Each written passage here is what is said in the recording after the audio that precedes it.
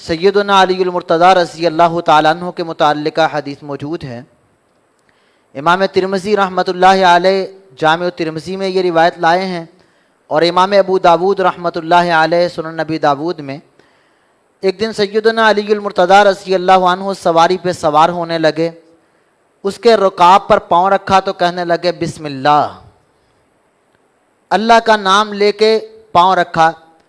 جب سواری کی پشت پر آ گئے تو کہا الحمدللہ، پہلے بسم اللہ پڑھا، پھر الحمدللہ کہا۔ پھر جب سوار ہو گئے تو دعا پڑھتے ہیں سبحان الذی سخر لنا ھذا وما كنا له مقرنین وانا الی ربنا لمنقلبون۔ جو ہم سفر کی دعا پڑھتے ہیں وہ کلمات کہے۔ کلمات کہنے کے بعد خاموش نہیں ہوئے، سننے والا آدمی کہتا ہے کہ پھر انہوں نے 3 مرتبہ کہا الحمدللہ الحمدللہ الحمدللہ۔ پھر اس کے بعد 3 مرتبہ کہا اللہ اکبر اللہ اکبر اللہ اکبر۔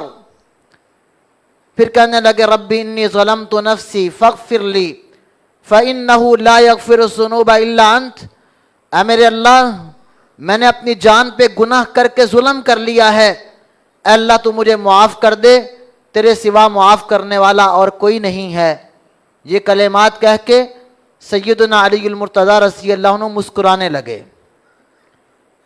ساتھی دیکھ کر کہتے ہیں سیدنا علی المرتضیٰ رضی اللہ عنہ آپ مسکرا رہے ہیں، آپ کس بنا پہ مسکرائے ہیں؟ کیا تعجب کی بات ہے؟ کون سی چیز دیکھی ہے؟ کیا بات یاد آئی ہے؟ کیوں مسکرائے ہیں؟ تو سیدنا علی المرتضیٰ رضی اللہ عنہ کہنے لگے میرے ساتھیو، صنع رسول اللہ صلی اللہ علیہ وسلم کما صنعت، جو عمل آج میں نے کیا ہے، میں نے اپنے محبوب پیغمبر محمد الرسول اللہ صلی اللہ علیہ وسلم کو بھی ایسا کرتے اور آپ کو مسکراتے دیکھا تھا کہ آپ نے بھی پاؤں کے رکاب میں رکھا تو بسم اللہ کہا، سواری پہ آئے الحمدللہ کہا، سبحان الذی سخر لنا ھذا وما كنا له مقرنین دعا پڑھی، 3 مرتبہ الحمدللہ کہا، 3 مرتبہ اللہ اکبر کہا، اور آپ نے بھی یہ کلمات پڑھے تھے ربی انی ظلمت نفسی فاغفر لی فإنہ لا یغفر الذنوب الا انت۔ اور میرے محبوب پیغمبر محمد الرسول اللہ صلی اللہ علیہ وسلم بھی مسکرائے تھے، آپ کے بھی تبسم کو دیکھ کے، مسکراہٹ کو دیکھ کے آج وہی عمل کر کے میں بھی مسکرا پڑا ہوں۔ تو جب آپ مسکرائے تھے، جس طرح تم نے مجھ سے سوال کیا کہ علی تم کیوں مسکرائے ہو، تو میں نے کونین کے تاجدار سے سوال کیا تھا اے اللہ کے پیغمبر آپ کیوں مسکرائے ہیں؟ تو اللہ کے نبی صلی اللہ علیہ وسلم نے جواب دیا کہ ان اللہ لیعجب من العبد، اللہ اس بندے سے خوش ہوتے ہیں جو بندہ یہ کلمات کہتا ہے رب اغفر لی ذنوبی جمیعا، اللہ میرے سارے گناہوں کو معاف کر دے۔ جب بندہ اللہ سے گناہوں کی معافی مانگتا ہے تو اللہ ذوالجلال والاکرام اس انسان پہ خوش ہو جاتے ہیں۔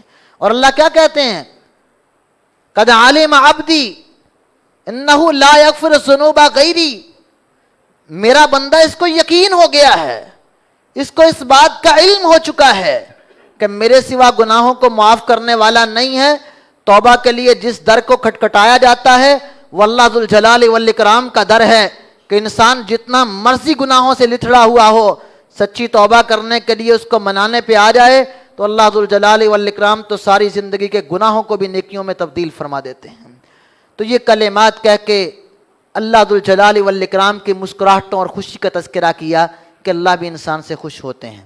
اس حدیث مبارکہ سے میرے اور آپ کے لیے جو سبق ہے، میرے محترم بھائیوں اور بزرگوں، ہم انسان ہیں اور ہماری فطرت میں غلطیاں ہیں، ہم کمیاں کوتاہیاں کر لیتے ہیں، بشر ہیں، انسان ہیں، لیکن اپنے رب کو نہیں بھولنا چاہیے۔ ہمیں یقین ہونا چاہیے کہ ہمارا ایک سہارا ہے، ہمیں معاف کرنے والا ہے۔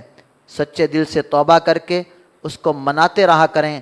ہم اپنی زبان سے جب ایک بول بولتے ہیں رب اغفر لی ذنوبی، اے اللہ ہمیں معاف کر دے، تو اللہ ذوالجلال والاکرام اس پہ خوش ہو کے اللہ ہمارے عمل پہ مسکرا پڑتے ہیں، اور جس کے لیے اللہ کی مسکراہٹیں ہوں وہ قابل فخر انسان ہے۔